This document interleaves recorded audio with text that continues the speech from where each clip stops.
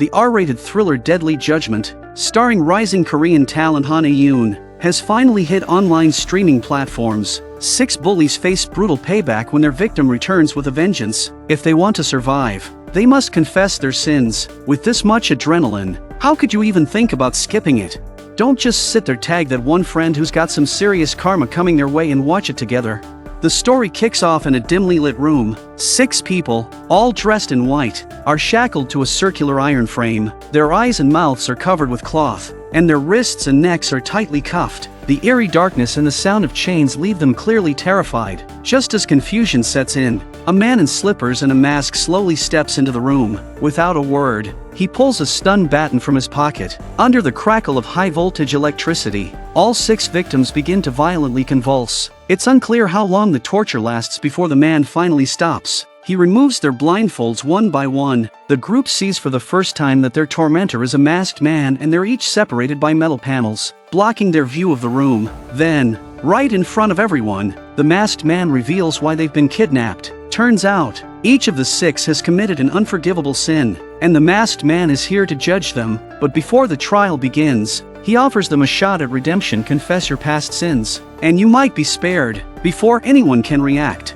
a cloud of gas fills the room, knocking them all unconscious. Time passes. Park Guk-jong, aka Han Min, is the first to wake up. He tries to look around, but his neck and body are chained tight. He can only see straight ahead. Panicking, Han Min screams and thrashes until the man next to him urgently whispers, telling him to stay quiet. The man suspects the room is rigged with cameras and that the masked guy is watching their every move. If he realizes they're awake, he'll return. Han Min gets the message and shuts up. The man beside him says his name is Choi Cheol-hwan, just an average office worker. Cheol-hwan recalls what the masked man said: they were taken because of some terrible wrongdoing. But as far as he remembers, he's never done anything that evil. He guesses that maybe their crime was indirect, maybe they wronged the masked man, or someone close to him. He suggests everyone introduce themselves to look for clues. The others go quiet, then follow his lead. The woman to Cheol-hwan's left is Woo Hee, a spoiled rich girl. Next is R.A., then Gina, then Cheol-hwan himself, Han Min, and someone else. But after going around, they all realize they don't know each other. So if they're strangers, what exactly did they do to deserve this? Hot-headed Han Min snaps. He shouts, demanding the masked man show himself. As if on cue, the masked man walks in. He zaps Han Min in the mouth with 100,000 volts. The rest of the group gets caught in the shockwave too. The masked man gives them a chilling warning: confess your sins, or the punishments will get worse. With the masked man closing in, Cheol-hwan blurts out what he thinks is his darkest secret: he cheated on his wife and forced his mistress to have an abortion. The others begin to confess as well. One had an affair, another swiped a lollipop from an elderly lady, and the most ridiculous of all, Yoon-guk once spied on guys using the bathroom. But just when they think they've owned up enough, the masked man says nope, those aren't the real sins. He gives them one last warning: think hard. When the gas comes again, if they still can't figure it out, one of them will be executed. Then the process will repeat, until everyone dies, or repents. Cheol-hwan begs for a hint, but the masked man walks out in silence. Woo Hee recalls something Cheol-hwan said earlier. The masked man mentioned a specific sin, which means it must be something that connects them all. She urges everyone to share their professions and think about what could possibly link them together. But after chatting for a while, they realize they're from completely different walks of life. Their jobs, their lives, nothing overlaps. Yoon-guk starts to feel like they're trapped in some kind of sick, twisted game. Instead of wasting time guessing, he suggests they figure out a way to escape. He notices the circular frame they're all chained to. It looks like it can be moved. Yoon-guk tells everyone to shift to the left, hoping it'll help them get a better sense of their surroundings. Just as they begin to move, the masked man enters the room holding a small metal bucket. Yoon-guk is right in his line of sight. As Yoon-guk opens his mouth to speak, the masked man pulls a fountain pen from the bucket and launches his attack. Yoon-guk's screams echo through the entire room. The others freeze, terrified, barely breathing. 2.5 minutes later, the screaming stops abruptly. They can't see what happened, but one thing is clear: Yoon-guk is probably dead. The masked man warns them not to waste energy on escape. If they want to live, confession is their only way out. Before the others can even process the horror, the room fills with fog again. One by one, the remaining 5 slump into unconsciousness. When they wake, they notice something strange. One of their wrists is no longer chained. Choi Cheol-hwan finds it odd. Why would the masked man release one hand? Is he giving them a chance? He remembers what Ungok said earlier. Could this all really be just a cruel game? There's no time to overthink. He urges everyone to move in one direction, see if there's an exit. Under his lead, the group regains some composure and begins moving together, just as he instructed. With everyone pushing together, the iron ring begins to slowly rotate, but after just a few turns, Gina suddenly lets out a scream. Xiaohuan panics, thinking the masked man has returned, but Gina quickly says it's not him. She just wants everyone to hurry up and keep moving. Urged on by Gina, they shift the ring a few more times. Xiaohuan glances down and freezes. A severed finger lies on the ground. That's what Gina saw. Xiaohuan finally realizes the horrifying truth. Ungok might be dead. Han Min spots the severed finger too and quietly slips the pen from it into his own pocket. Just then, the masked man reappears and unlucky Han Min is standing right by the exit. Noticing they've moved the ring, the masked man crouches down slowly. Han Min can feel the danger closing in. He seizes the moment and tries to take him out.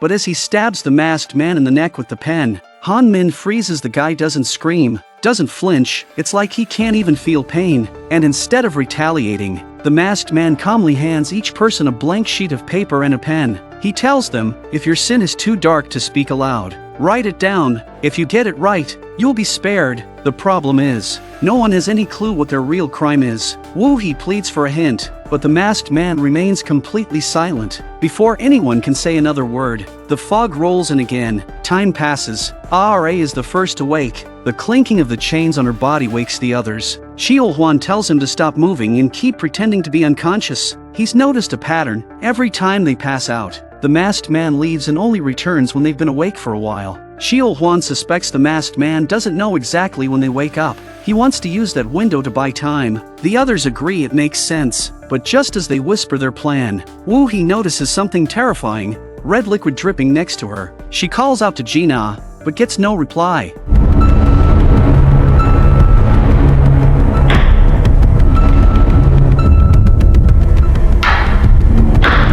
Turns out, Gina was judged while they were all unconscious. Suddenly, the masked man bursts back into the room. The group quickly shuts their eyes, pretending to still be out cold. He unlocks the chain around Gina's neck and begins dragging her away. Seeing Gina's lifeless body, Wu He and Han Min can't hold back any longer. They lash out, calling the masked man a sadistic killer who's just toying with them. For the first time, the masked man responds to Wu He's accusation.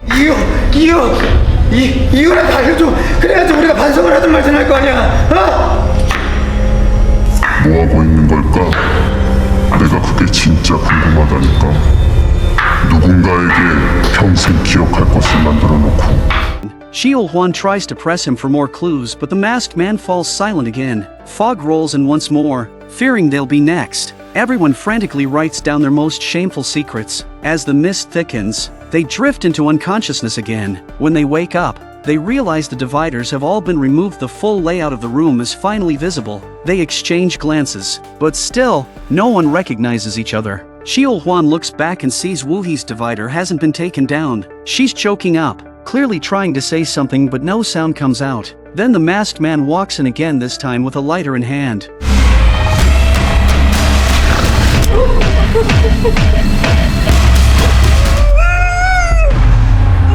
And just like that, Wu He dies, suffocating in agony. Watching this, Xiaohuan breaks. He scribbles another confession onto his paper, but before he finishes, the fog returns. When he comes to, he finds the chain around his neck is gone. Han Min and Ra are also awake and seemingly unharmed. The endless cycle of judgment convinces Xiaohuan they can't just sit here and wait to die. If they want to survive, they have to take the masked man down. The other two agree. Just then, the masked man appears again, this time dragging in a spiked club. He heads straight for Han Min, clearly targeting him. Xiaohuan shouts, trying to redirect the danger, if you're so tough, come for me.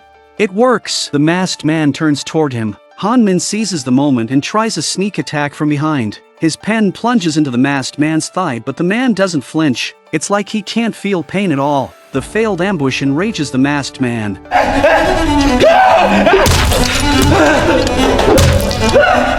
Han Min becomes the next to fall, but the masked man doesn't leave. He turns his gaze toward Ra.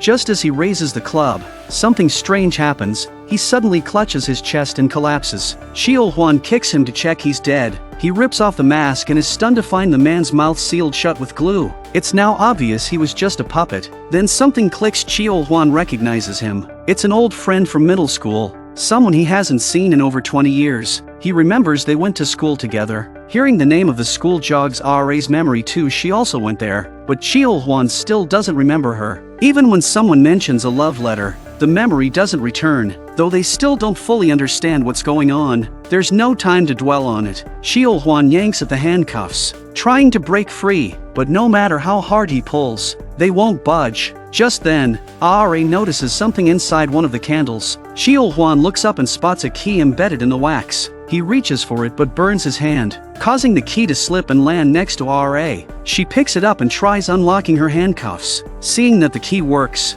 Xiaohuan thinks they're finally saved, but to his shock, once Ra frees herself, she completely ignores him. Before he can even ask why, Ra speaks. 뭐 하는 거야 도대체? 아무것도 기억 못해. 나 이거 풀어달라고! 이거 좀 풀어달라고! 뭐 하는 거야? It turns out Ra is the mastermind behind the entire judgment. The reason?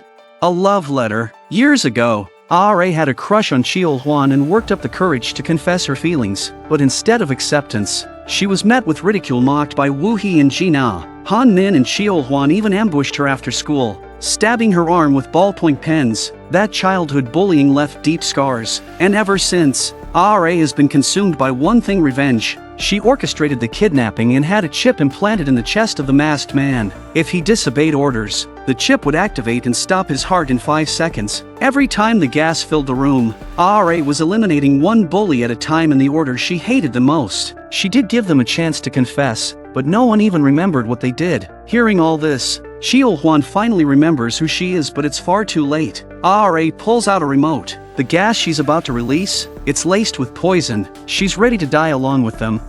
내가 잘못했다.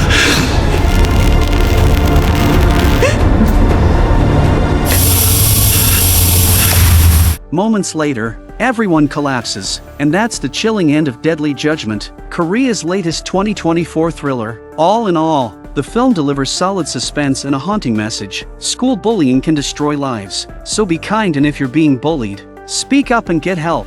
That's it for today's recap. See you next time.